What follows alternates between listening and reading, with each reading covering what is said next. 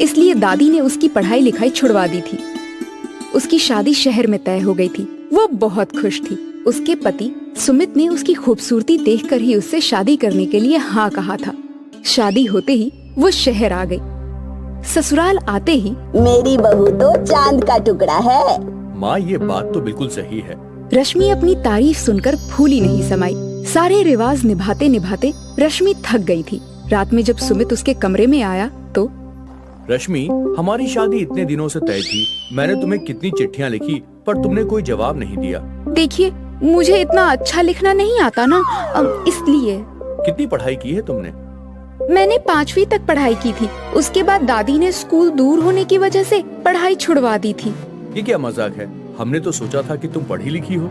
रश्मि उसका गुस्सा देखकर, मुझे पढ़ने का बहुत मन करता था पर दादी शहर किसके पास भेजती। सुमित उसे